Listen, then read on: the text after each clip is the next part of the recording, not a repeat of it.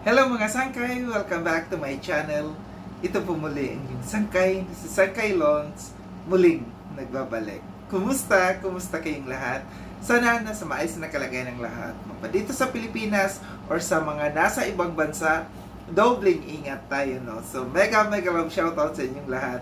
Sa Team Sangkay Original, Team Sangkay Sponsors, Team Kalingap, Kuya Val, at Edna, Kalingap Rob, sa lahat ng aking mga followers, supporters, and subscribers, sa mga lolos, lolas, FWs, and PWDs.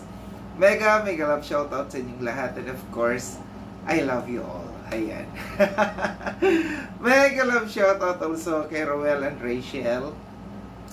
Sa Trusa Family, Team Kalingap, Kalingap Partners, Team Kaliwat, sa aking mga sponsors, at sa lahat ng mga nagmamahal kay Sangkay, mega love shoutout sa inyong lahat.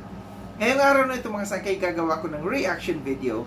Ito ay patungkol sa reaction video ni Kuya Bobby, no, na ginawan ng issue, no, ng ibang mga reactors.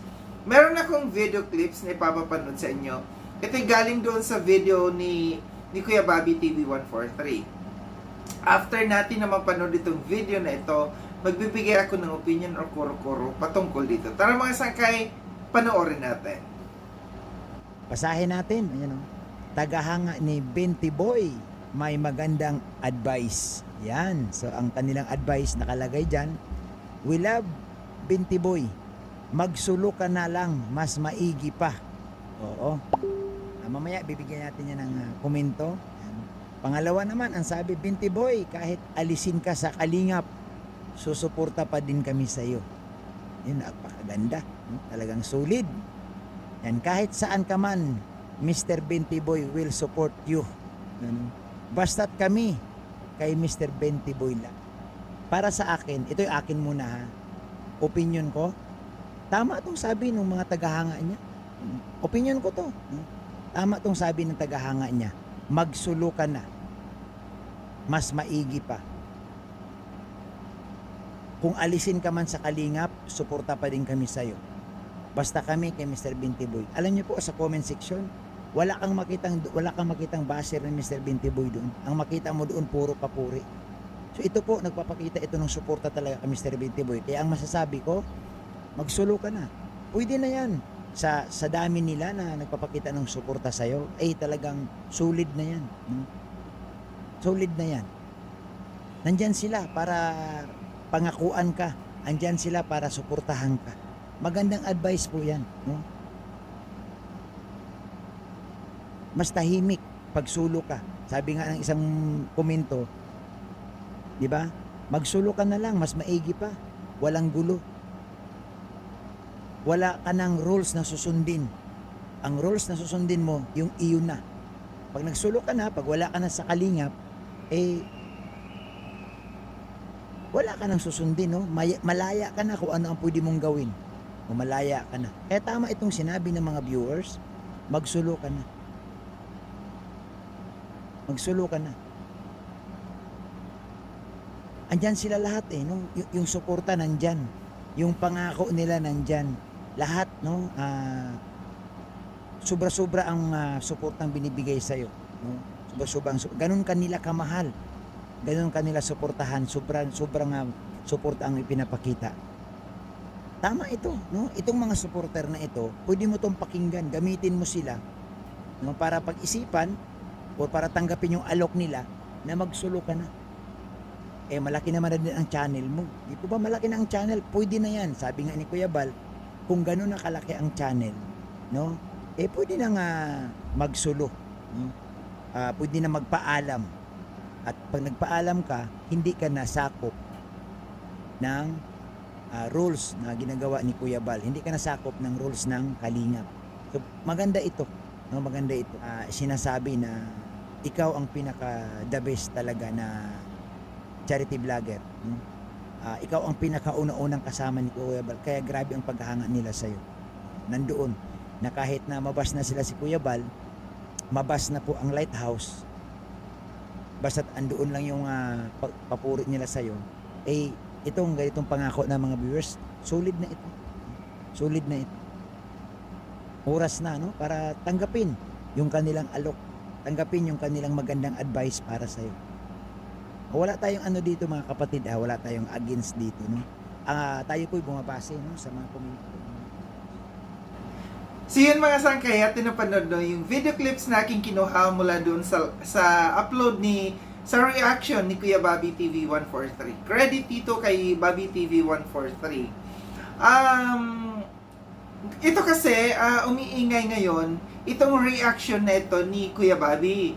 So marami din nag-reaction ng mga reactionist dito sa kanya na against dito sa kanyang sinabi. So, nandiyan dyan sina Cel TV, sina Bopil, sina Malo de los Santos, kung sino-sino yung mga gumawa ng reaction na binigyan ng kahulugan, binigyan ng negative na reaction.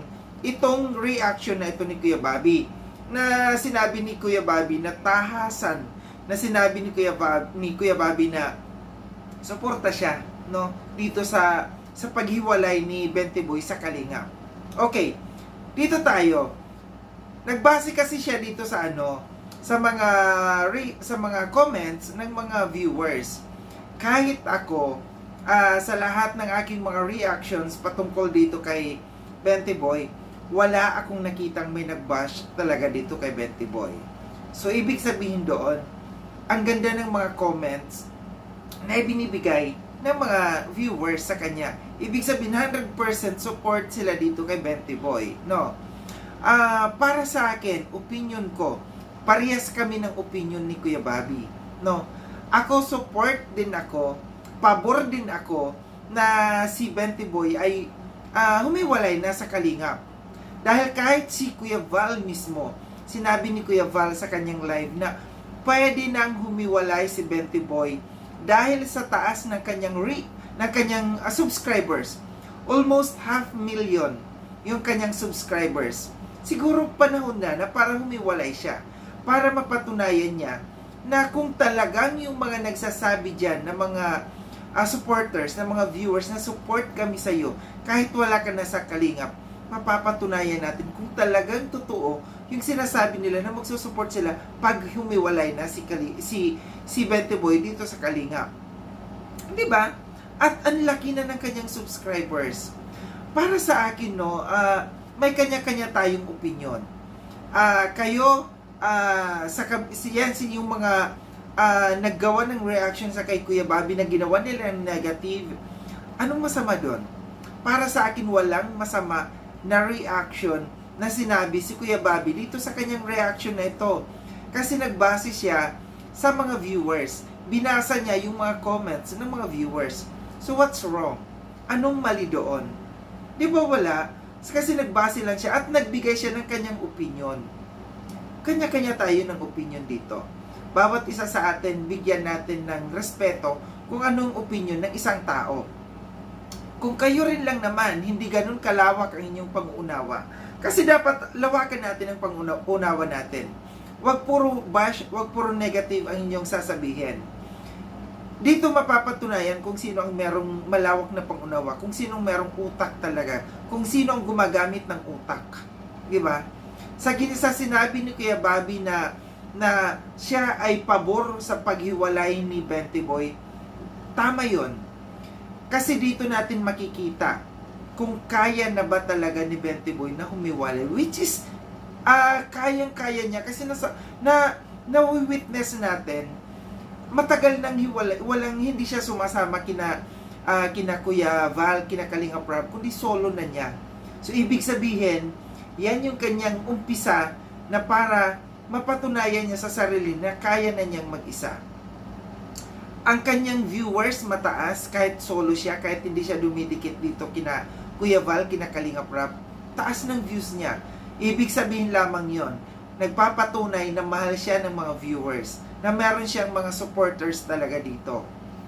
Para sa akin, ako, tahasan ko rin sinasabi na panahon na humiwalay si Benty Boy.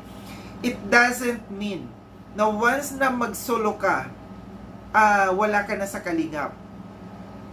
Pwede kang mag-solo pero nandiyan pa rin ang suporta mo sa Kalingap. Nandiyan pa rin ang suporta mo kay Kuya Val, Kalinga Prab, kay Ate Edna. Yung suporta na ipaparamdam natin sa kanila na kahit papaano, pagka kumikita ka, magbibigay ka sa landing pads. Kuya Val, ito yung share ko para sa landing pad, para makatulong naman ako sa inyo. Isa yan sa pagpapatunay na hindi ka nakakalimot sa Kalingap, na may puso ka pa rin, na nandun pa rin ang puso mo sa Kalingap. Yung pag-share, no? Kahit solo ka na, mag-share ka doon sa Kalingap, doon sa mga proyekto na ginagawa ng Kalingap. Di ba? Hindi ibig sabihin, kasi kahit sino naman, kung ganyan nakalaki ang subscribers, almost 500,000, kayang-kaya na. Kasi, bukod doon sa malaki ng kanyang views, may mga sponsors din yan, no? May mga sponsors din yan si Bente Boy. Kasi makikita natin na doon sa kanyang, may nakita akong vlog niya noon, no? Na binabanggit niya yung mga sponsors na nagpadala para kina Madeline. Nagpadala sa kanya para kina Madeline. So, ibig sabihin, may mga sponsor si Bente Boy. Kaya na niya. Di ba? Kayang-kaya na talaga magsulong. Kaya walang masama yung sinabi dito ni Kuya Bobby na pabor siya dito sa pagsosolo ni Bente Boy sa pag-alis sa Kalingap. Hindi naman ibig sabihin na umalis ka na talaga, totaling wala ka na sa Kalingap. Syempre hindi. Kasi si Bente Boy hindi makikilala Bente Boy yan kung hindi dahil sa kay Kuya Val, kay Kalingap Rab, 'di ba? Dahil dito sa Kalingap. Dahil dito siya nag-umpisa. So wag natin batikusin yung mga taong pumapabor, no, na si Bente Boy ay mag-solo na lamang. Dahil yun din ang gusto ng mga viewers. Ang dami-daming mga viewers na nagpapahayag ng kanilang suporta na kahit wala ka na sa Kalingap, no, suporta kami sa iyo. Diba malinaw na malinaw yan na nababasa natin sa mga comments. At bukod doon, mas maganda yung solo ka na lang, malaya ka na. Kayang-kaya mo nang gawin ko ng gusto mong diskarte. Wala ka ng rules na susundin pa. Yung mga rules dito sa Kalingap, itsapwera na sa iyo yan kasi kaya mo na mag-stand alone. Di ba? So yun yung dapat isipin natin. Na yung mga bumabatikos dyan sa mga taong po, hindi ako magtataka kung bakit, kung gagawan na naman ito ng reaction ng mga kasamahan natin dyan, ng mga makikitid ang utak. Alam mo yung mga utak ipis, di ba? Gagawan nila ng issue, kahit naman, tama naman yung mga sinasabi natin, kasi ang kitid lang ng mga utak nila, di ba? Kagaya kay Kuya Bobby, binabash sa ngayon. Dahil sa reaction niya, napabor siya dito sa pagsosolo ni Bente Boy. So, anong mali doon? Walang mali. Wala akong nakikitang mali. Sa mga taong malawak ang pangunawa, sa mga taong broad-minded, di ba? Maintindihan nila yung opinion na yan ng isang tao. Kasi, pinapahayag lamang natin na kahit ganyan, kahit humiwalay na si Bente Boy sa Kalingap, kayang-kaya niya kasi maraming mga supporters niya na sumusuporta sa kanya kahit wala na siya sa Kalingap, kahit magsolo na siya. Wag natin gawan ng issue yung mga ganitong opinion ng bawat isa. Di ba? Dahil bawat isa sa atin may kanya-kanyang opinion. So ito lang yung aking reaction patungkol dito sa video na ito, no, na nababash si Kuya Bobby TV 143 ngayon dahil wala naman siyang masamang tinapay dito sa kanyang opinion. Opinion niya, parehas kami ng opinion. Ganon din ang opinion ni Kuya Val na mas pabor kami na si Bente Boy ay humiwalay, magsolo para makita talaga natin kung hanggang saan yung sinasabi ng mga supporters niya na support pa rin kami kahit wala ka na sa Kalingap. Muli maraming salamat mga sangkay no sa panonood. Sa mga hindi pa nakapag-subscribe kay Sangkaylon, subscribe niyo na po ako. Click yung notification bell para updated kayo sa lahat ng mga videos na aking gagawin. Like and share itong video na ito mga sangkay. Kita-kits tayo ulit sa susunod na video na aking gagawin. Ingat kayo sa ang dako ng mundo ba kayo naroroon. Paalam na mga sangkay. Paalam.